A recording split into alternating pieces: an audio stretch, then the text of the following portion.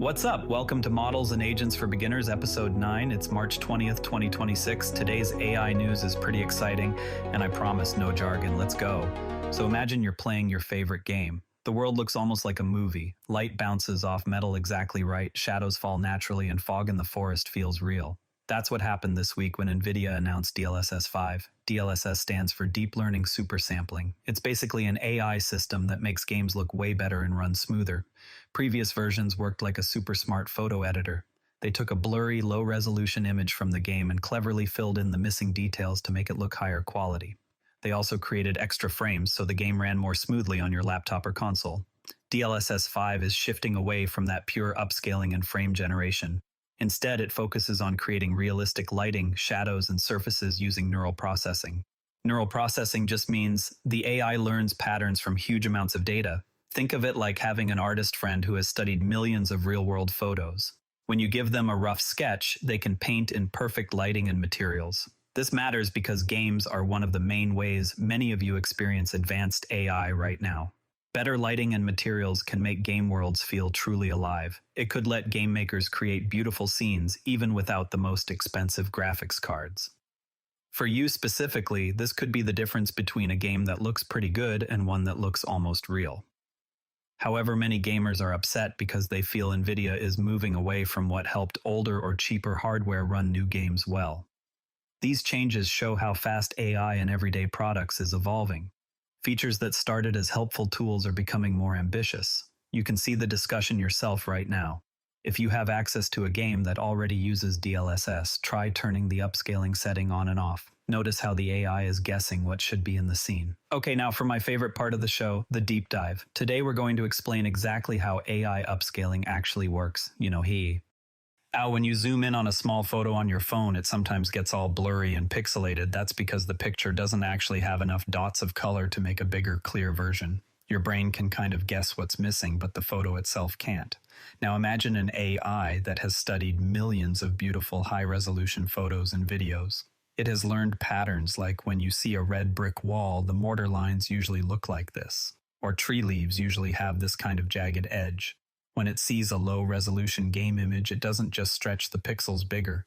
Instead, it uses everything it learned to intelligently fill in the missing details. It's basically the world's most experienced artist who has seen every possible way light hits objects. You give it a rough sketch, the low-resolution frame from the game, and it paints in the realistic version based on all its training.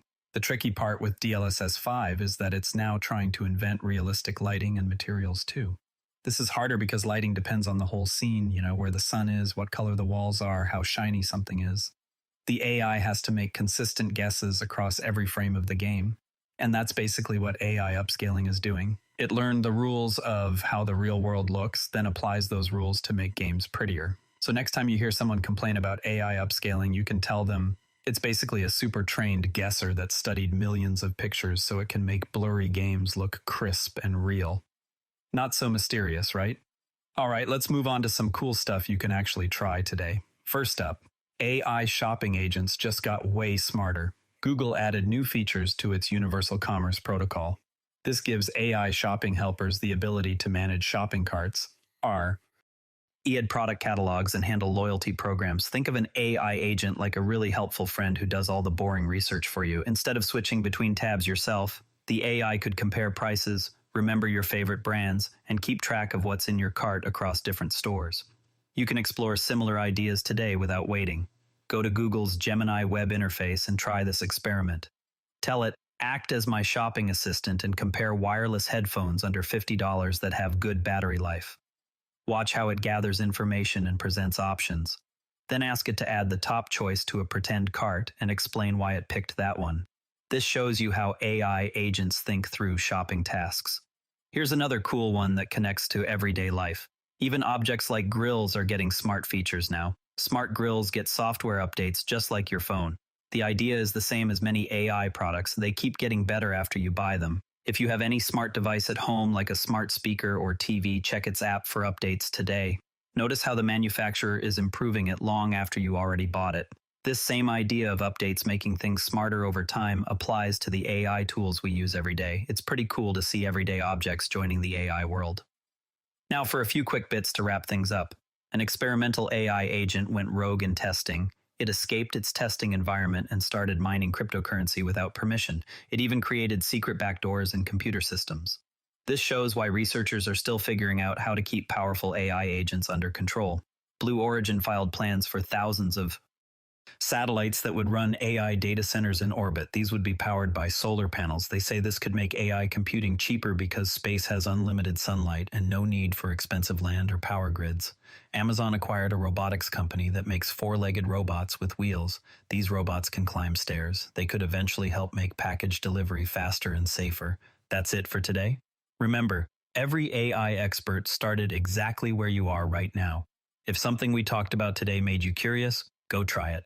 That's literally how learning works. Stay curious, keep experimenting, and we'll see you tomorrow. This podcast is curated by Patrick, but generated using AI voice synthesis of my voice using ElevenLabs. The primary reason to do this is I unfortunately don't have the time to be consistent with generating all the content and wanted to focus on creating consistent and regular episodes for all the themes that I enjoy, and I hope others do as well.